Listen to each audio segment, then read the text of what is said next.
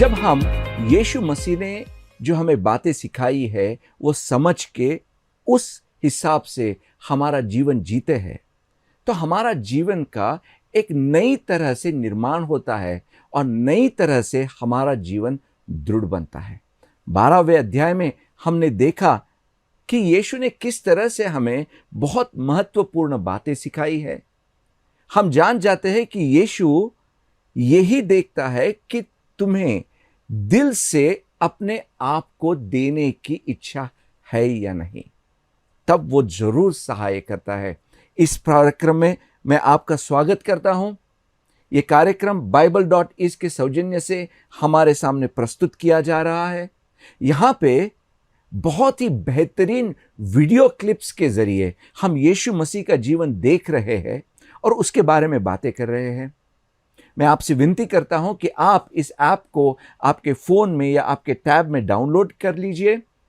आप उस ऐप में आपके भाषा में परमेश्वर का वचन आप पढ़ सकते हैं, आप सुन सकते हैं और देख भी सकते हैं। आज हमारे साथ इस विषय में चर्चा करने के लिए पास्टर पुरुषोत्तम जी है। आइए पास्टर जी, आपका हम स्वागत करते हैं। जय मसीह की। जय मसीह की। आइए मेरे दोस्तों, आज हम मरकस का सुसमाचार 13वां अध्याय उसकी वीडियो क्लिप देखेंगे और उसके बारे में चर्चा करेंगे। जब मसीह यीशु मंदिर से बाहर निकल रहे थे, उनके एक शिष्य ने उनका ध्यान मंदिर परिसर की ओर खींचते हुए कहा, देखिए गुरुवर, कितने विशाल हैं ये पत्थर और कितने बड़े हैं ये भवन। मसीह यीशु ने उससे कहा, तुम्हें ये भवन बड़े लग रहे हैं? सच तो ये है कि एक दिन इन भवनों का एक भी पत्थर दूसरे पर रखा ना दिखेगा, हर एक पत्थर भूमि पर होगा।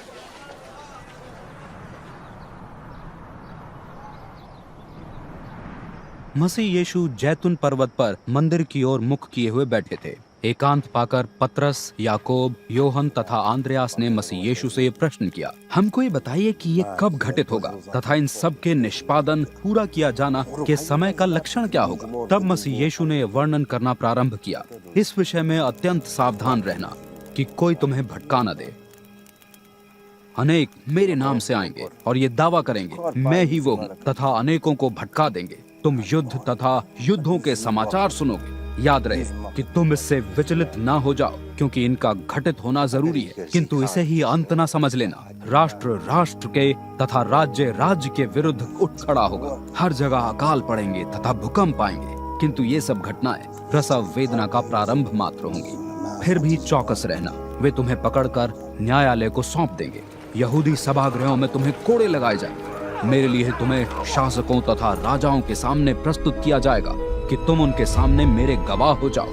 ये जरूरी है कि इसके पहले सभी राष्ट्रों में सुसमाचार का प्रचार किया जाए। जब तुम बंदी बनाए जाओ और तुम पर मुकदमा चलाया जाए तो ये चिंता ना करना कि तुम्हें वहाँ क्या कहना है। तुम वही कहोगे जो कुछ तुम्हें वहाँ उसी समय बताया जाएगा, क्योंकि वहाँ तुम नहीं परंतु पवित्र आत्मा अपना पक्ष प्रस्तुत कर रहे होंगे। भाई भाई को तथा पिता अपनी संतान को मृत्यु के लिए सौंप देगा। संतान अपने माता पिता के विरुद्ध उठ खड़ी होगी तथा उन्हें मृत्यु के लिए पकड़वा देगी। मेरे कारण सभी तुमसे घृणा करेंगे, किंतु उद्धार वही पाएगा जो अंत तक धीरज धरेगा तथा स्थिर रहेगा। उस समय जब वो उजाड़ने वाली घृणित वस्तु जो निर्जनता उत्पन्न करती जाती है तुम्हें ऐसे स्थान में खड़ी दिखे जो उसका निर्धारित स्थान नहीं है, पाठक इसे समझ लें।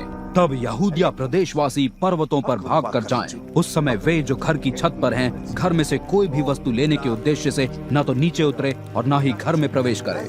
वो जो अपने खेत में काम कर रहे हों, अपना बाहरी वस्त्र लेने लौट कर न आए। दयनीय होगी गर्भवती और शिशुओं को दूध पिलाती स्त्रियों की स्थिति। प्रार्थना करते रहो, ऐसा न हो कि तुम्हें जाड़े में भागना पड़े, क्योंकि वो महाक्लेश काल होगा, ऐसा कि जो न तो सृष्टि के प्रारंभ से आज तक देखा गया, न ही इसके बाद दोबारा देखा जाएगा। यदि प्रभु द्वारा इसकी काल अवधि घटाई न जाती तो कोई भी जीवित न रहता। कुछ चुने हुए विशेष लोगों के लिए ये अवधि घटा दी जाए। उस समय यदि कोई आकर तुम्हें सूचित करे, सुनो सुनो मसीह यहाँ है या वो वहाँ है, तो विश्वास न करना, क्योंकि अनेक झूठे मसीह तथा अनेक झूठे भविष्यद्वक्ता उठ खड़े होंगे। वे प्रभावशाली चमत्कार चिन्ह दिखाएंगे तथा अद्भुत काम करेंगे कि यदि संभव हुआ तो परमेश्वर द्वारा चुने हुओं को भी भटका दें। सावधान रहना, मैंने समय से पूर्व ही तुम्हें इसकी चेतावनी दे दी है। उन दिनों में क्लेश के तुरंत बाद सूर्य अंधेरा हो जाएगा और चंद्रमा प्रकाश न देगा तथा आकाश से तारे नीचे गिरने लगेंगे। आकाश मंडल की शक्तियां हिलाई जाएंगी। तब आकाश में मनुष्य के पुत्र का चिन्ह प्रकट होगा। पृथ्वी के सभी कुल दुखी हो जाएंगे और वे मनुष्य के पुत्र को आकाश में बादलों पर सामर्थ्य और प्रताप के साथ आता हुआ देखेंगे। मनुष्य का पुत्र अपने स्वर्ग दूतों को भेजेगा जो चारों दिशाओं से पृथ्वी के एक छोर से आकाश के दूसरे छोर तक जाकर उनके चुने हुओं को इकट्ठा करेंगे। अंजीर के पेड़ से शिक्षा लो। जब उसमें कोंपलें फूटने लगती और पत्तियां निकलने लगती हैं, तो तुम जान लेते हो कि गर्मी का समय पास है। इसी प्रकार तुम जब भी इन सभी घटनाओं को देखो तो समझ लेना कि वो पास हैं, परंतु द्वार पर ही हैं। मैं तुम पर एक अटल सच्चाई प्रकट कर रहा हूँ। इन घटनाओं के पूरे हुए बिना इस युग का अंत नहीं होगा। आकाश तथा पृथ्वी का मिट जाना संभव है, किंतु मेरे शब्द का नहीं। वास्तव में उस दिन तथा उस क्षण के विषय में किसी को मालूम नहीं है, स्वर्ग में न स्वर्ग दूतों को और न ही पुत्र को, ये मात्र पिता को ही मालूम है।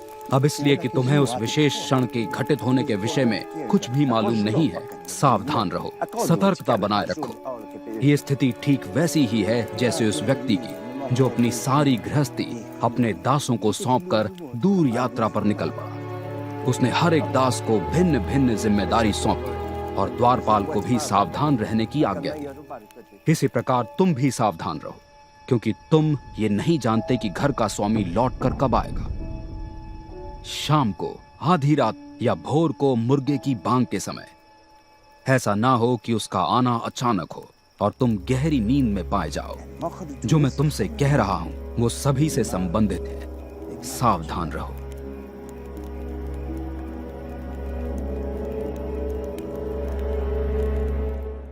इस 13वें अध्याय में यीशु मसीह हमसे भविष्य के बारे में कुछ बातें कर रहा था। क्या होने वाला है, कैसा होने वाला है और हमें क्या करना चाहिए, तो उस ही विषय में आज हम बात करेंगे। पहला वचन यहां पे यीशु कहता है, जब वह मंदिर से जा रहा था, उसके एक शिष्य ने उससे कहा, गुरु देख, ये पत्थर और भवन कितने अनोखे हैं। इस पर यीशु ने उनसे कहा, तू इन विशाल भवनों को देख रहा है, यहां एक पत्थर पर दूसरा पत्थर टिका नहीं रहेगा, एक एक पत्थर ढा दिया जाएगा। पास्टर जी, ये भवन का जो एक पत्थर के ऊपर दूसरा पत्थर नहीं रहेगा, ऐसा क्यों होगा और इसका मतलब क्या है? इसका मतलब यही है, जब कभी भी प्रभु यीशु मसीह किसी को समझाने की कोशिश करते थे तो ये संसार का जो जीवन है, ये भवन समझिए, ये इमारतें समझिए जी, ये सब एक ना एक दिन ढल जाएगी। और एक पत्थर के ऊपर एक पत्थर का मतलब ये है कि पीढ़ी से पीढ़ी, यहाँ पर हम लोगों को सोचना है, पीढ़ी से पीढ़ी कोई भी इस संसार में नहीं रहा। यानी कि संसार में पीढ़ी भी चले गई और जो इमारतें हैं ये भी मिट जाएगी। तो प्रभु यीशु मसीह उनके शिष्यों को यही बता रहे थे कि संसार में कोई भी वस्तु लीजिए, वो शाश्वत नहीं, एक ना एक दिन वो मिट जाएगी, ढल जाएगी। आमीन। तो ये ढहने वाली यानी कि मिटने वाली वस्तुओं के ऊपर अपना ध्यान मत रखिए। आमीन। केवल न मिटने वाले परमेश्वर के राज्य के बारे में सोचिए, कहकर उनको प्रभु समझा रहे थे। आपने बहुत ही सही बात कही पास्टर जी। जो 5वां वचन है उसमें कहता है, इस पर यीशु कहने लगा, सावधान, कोई तुम्हें छलने ना पाए। यानी कि छलने की कोशिश तो जरूर होगी। मेरे नाम से बहुत लोग आएंगे और दावा करेंगे मैं वही हूं, वे बहुतों को छलेंगे। तो आपने इसके बारे में देखा होगा और इसके बारे में आप कुछ कह सकते हैं? हाँ जी, वो छल कहते हैं, इसे कपट भी कहते हैं जी। जो कि छलने वाला कौन है प्रभु की दृष्टि में? शैतान है। यस। और वो कपटी कौन है? शैतान है। तो प्रभु यही बात कहते हैं कि हर एक मनुष्य को यही बात कहते हैं कि जो छलने वाला आएगा, जो कपटी आएगा, उनकी बातों से तुम लोगों को सावधान रहना। आमीन। उनकी बातों में मत फंसिए। आज भी हम लोग देखते हैं दिखाना एक दिखाते और होना दूसरा होता है। यानी कि मनुष्य के मन में कपट जो Yes. होता है, छल की बातें जो होती है, ये शैतान का ज्ञान है, ज्ञान है। परमेश्वर का ज्ञान नहीं बिल्कुल नहीं है। जी। तो इन बातों से विश्वासियों को, हर एक मनुष्य को शैतान से सावधान रहना चाहिए। जी। यानी कि छल कपट के जाल में हम्म। शैतान सबको फंसा देता फंसा है, देता है। और हम जो मनुष्यों के मछुआरे कहलाते हैं, हाँ। उस जाल से हाँ। परमेश्वर के वचन के द्वारा लोगों को छुड़ाते हैं। 10वां वचन है, हाँ यहाँ जी। पे यीशु कहता है, हम्म। किंतु यह आवश्यक है कि पहले सब किसी को सुसमाचार सुना दिया जाए। हाँ जी। यानी कि जब सुसमाचार हम सुनाते हैं, हाँ। तो लोगों को इस छल कपट के जाल से छूटने का एक मौका मिलता है। जरूर छुटकारा मिलता है, जी। सब लोगों को उद्धार मिलता है। हाँ। छल और कपट से परमेश्वर के राज्य में कोई जा नहीं सकता। केवल वही सुसमाचार जो कि प्रभु यीशु मसीह का सुसमाचार, हम कह सकते हैं कि हमें छुड़ाने के लिए, जी, हमारे पापों के बंधनों से छुड़ाने के लिए, मैं ही मार्ग हूँ, सत्य हूँ, जीवन हूँ कहकर, मेरे अलावा कोई भी परमेश्वर के राज्य को नहीं जा सकता। इस विषय को, इस सुसमाचार को जो सुनता है वो इस छल कपटी से उद्धार पाता है। जी। तो इसीलिए शैतान को जब जी। सुसमाचार कोई सुनता है तो उसको गुस्सा आता है। हाँ। इसी के कारण शायद यीशु 11वें वचन में कहता है, और जब कभी वे तुम्हें पकड़कर तुम पर मुकदमा चलाएंगे। यानी कि जब तुम सुसमाचार किसी को बताने की कोशिश करते हो, हाँ। यानी कि जाल से छुड़ाने की कोशिश करते हो, हाँ जी। तो शैतान पलटवार करने की भी कोशिश करता है। और वहां पे तो पहले से ही यह चिंता मत करने लगना हाँ। कि तुम्हें क्या कहना है। उस समय जो कुछ तुम्हें बताया जाए वही बोलना, क्योंकि ये तुम नहीं हो जो बोल रहे हो, बल्कि बोलने वाला तो पवित्र आत्मा है। यहाँ पर भी हम लोगों को गहराई से सोचने वाली बात प्रभु कह रहे हैं। हम लोगों को सताया जाएगा, इसमें कोई हम लोगों को चिंता करने की कोई आवश्यकता नहीं है, क्योंकि जो भी कोई व्यक्ति सच्चाई बोलता है तो उनको तो परिश्रम जरूर होता है। जी। तो कल क्या होगा इसके बारे में हमें कभी भी सोचने की जरूरत नहीं है। प्रभु यीशु मसीह यही कहते हैं कि मैं सुसमाचार किस रीति से प्रकट करूंगा, मैं क्या कहूंगा, इसके बारे में भी हमें चिंता करने की जरूरत नहीं है। इस विषय को लेकर पुराने नियम में भी हम लोग मूसा को याद कर सकते हैं। मूसा ने परमेश्वर से क्या कहा? परमेश्वर इस्राएली प्रजा को फिरौन के सामने जाकर मैं गूंगा जाकर मैं कह सकूंगा क्या? करेक्ट। परमेश्वर ने यही कहा, तुझे डरने की जरूरत नहीं है। आमीन। तू जा, कार्य मैं ही करूंगा। आमीन। तो जिस रीति से मूसा से कहा, आज भी हर एक विश्वासी को परमेश्वर यही कहते हैं कि धैर्य से हम लोगों को जाना है। आमीन। और बात कौन करेगा? पवित्र आत्मा के द्वारा परमेश्वर हमसे बात कराएंगे। आज हम देखते हैं बहुत सारे लोगों के सामने जाकर हम कभी कभी डर जाते हैं, ये बहुत ही बड़ा अधिकारी है, नहीं तो ये बहुत ही बड़ा धनवान है, इसके सामने जाकर मैं कैसे बात करूंगा? ऐसे लोगों के लिए परमेश्वर अभी इस समय बात कर रहे हैं कि हमें चिंता करने की जरूरत नहीं है, डरने की जरूरत नहीं है। आमीन। परमेश्वर का वचन कहता है जाकर खड़ा हो जा, तेरा मुंह मैं भर दूंगा। हालेलुया। तो हम लोगों को कोई चिंता करने की जरूरत नहीं। चिंता करनी ही है तो परमेश्वर के सुसमाचार को न प्रकट करने के लिए हमें चिंता करनी चाहिए, क्योंकि उस सुसमाचार के द्वारा ही हमें उद्धार मिला है।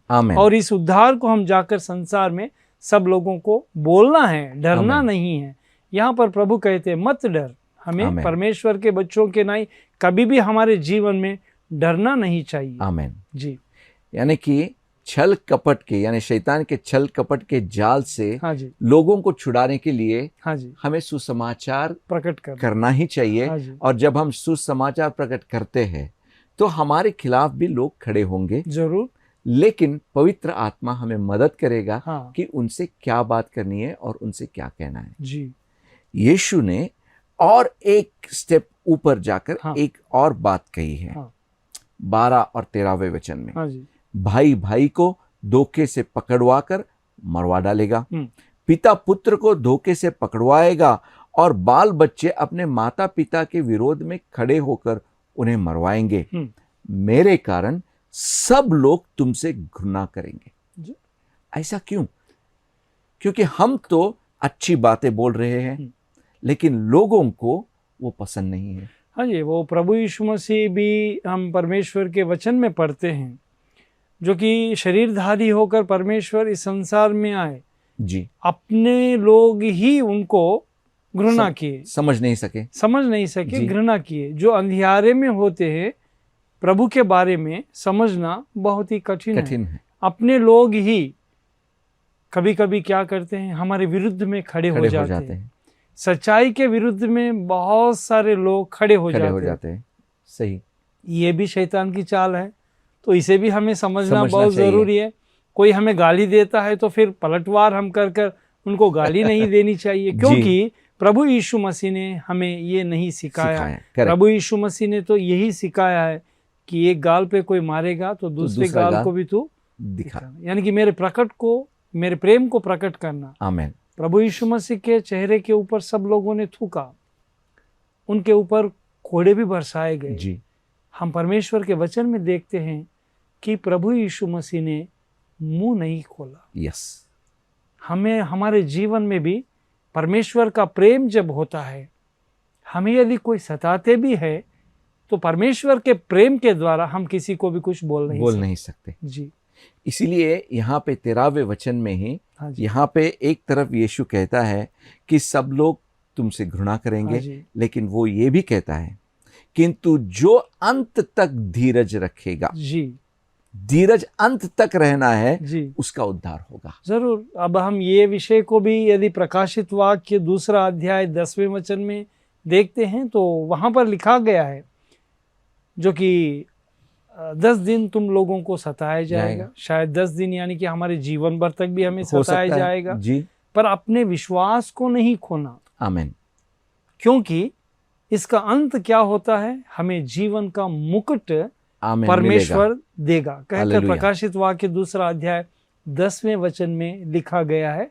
और प्रभु भी यही बात कहते हैं कि हमें मृत्यु तक, यानी कि इस संसार में जब तक हम जीवित रहेंगे हमें प्रभु के लिए खड़ा होना है और हम धैर्य से खड़ा होना है। तब हमें परमेश्वर क्या करेगा, अंत में जीवन का मुकुट देगा। इसीलिए पौलुस ने भी कहा कि मेरे विश्वास को मैंने बरकरार रखा है, मेरे लिए जीवन का मुकुट रखा गया है जी। पिछले प्रोग्राम में भी आपने कहा था हाँ जी, कि लोगों को सत्य या सच सुनना पसंद नहीं है, शैतान को तो बिल्कुल पसंद नहीं, लेकिन हमें हाँ जी, सच को या इस सत्य को यीशु मसीह ने जो सिखाया है सत्य, उसको पकड़ के रखना चाहिए ताकि हम उद्धार पा सके और उसके नाम की महिमा हो जाए। जरूर। और यहाँ पे जो 14वां वचन है वहाँ पे यीशु और एक बात कहता है, हाँ जी, जब तुम भयानक विनाशकारी वस्तुओं को जहां वे नहीं होनी चाहिए वहां खड़े देखोगे। यानी कि जो चीजें जहां नहीं होनी चाहिए वहां पे शैतान रखने की कोशिश करता है, तो वो एक पॉइंट है जहां पे हमें सावधान हो जाना चाहिए।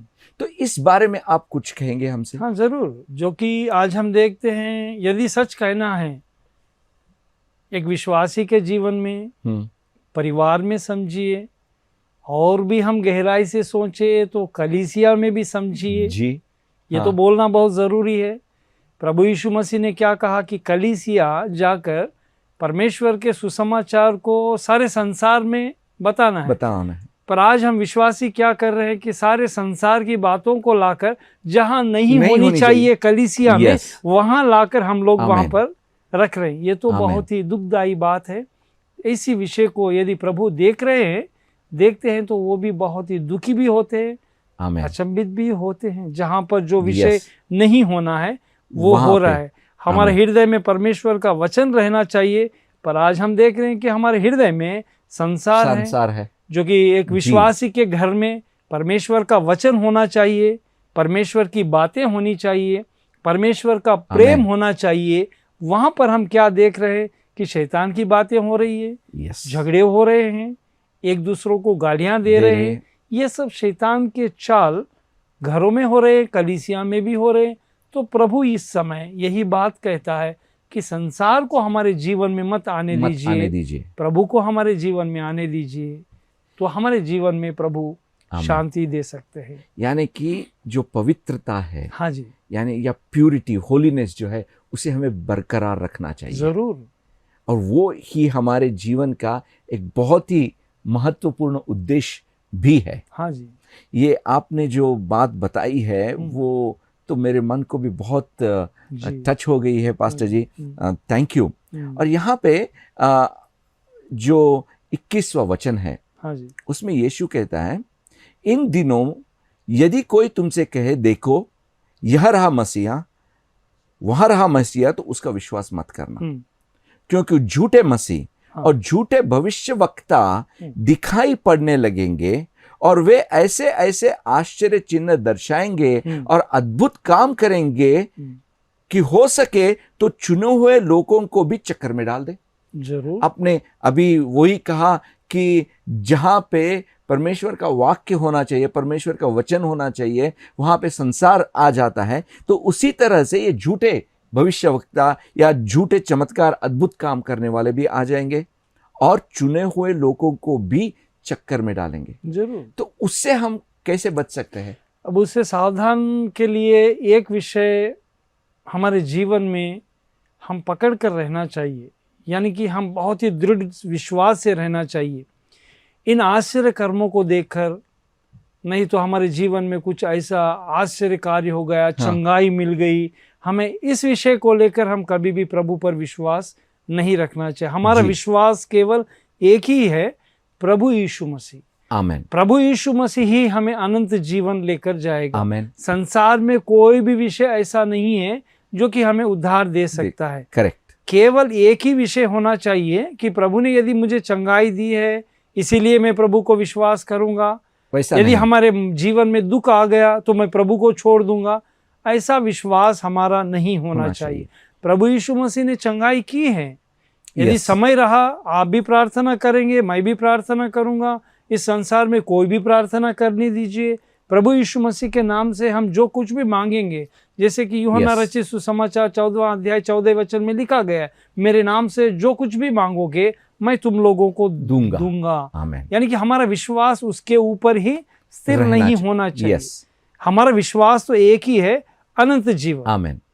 आमेन। मैं जब तक मरूंगा तब तक मैं दुख भी आने दीजिए मेरे जीवन में, मैं पकड़ के रखूंगा, मैं प्रभु के जीवन में विश्वास से रहूंगा। यीशु इसीलिए 34वें वचन में कहता है, धरती और आकाश नष्ट हो जाएगा किंतु मेरा वचन कभी न टलेगा। वही बात हम लोगों ने 13वें अध्याय में पहले वचन में देखा था, जो कि पत्थर पे पत्थर रखा जाएगा और शिष्यों को परमेश्वर ने कहा कि ये पूरा ढल जाएगा और अंत में आते ही यहाँ पर आकाश और पृथ्वी टल जाएगी, पर परमेश्वर का वचन जो होता है वो कभी भी टल नहीं सकता। हालेलुया। मेरे भाई और बहनों, अगर हम 35वें वचन से पढ़ेंगे तो यहाँ पे यीशु कहता है, इसीलिए तुम भी जागते रहो, क्योंकि घर का स्वामी न जाए कब आ जाए, सांझ गए आधी रात मुर्गे की बांग देने के समय या फिर दिन निकले। यदि वह अचानक आ जाए तो ऐसा करो जिससे वह तुम्हें सोते न पाए। जागते रहो, जो मैं तुमसे कहता हूं वही सबसे कहता हूं, जागते रहो। आप दुष्ट के यानी शैतान के छल कपट से बाहर रहो। परमेश्वर के वाक्य के द्वारा, उसके वचन के द्वारा तुम उस छल कपट से बाहर रहो और जागते रहो। आइए प्रार्थना करते हैं ताकि हम जब मकान का मालिक आ जाएगा तब हम जागते पाए जाएंगे।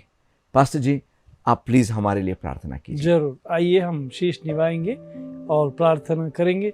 प्यारे परमेश्वर, मैं आपको धन्यवाद देता हूँ। आज इस समय आपके वचन के द्वारा हम सबों से एक बार फिर याद दिलाया कि शैतान की छल कपट संसारिक बातों में हमारे जीवन को न फंसाकर इस आत्मिक जीवन के द्वारा यह जीवन आपका दिया गया है और परमेश्वर इस जीवन को केवल आपके लिए ही व्यतीत करने के लिए हमें सहायता कीजिए।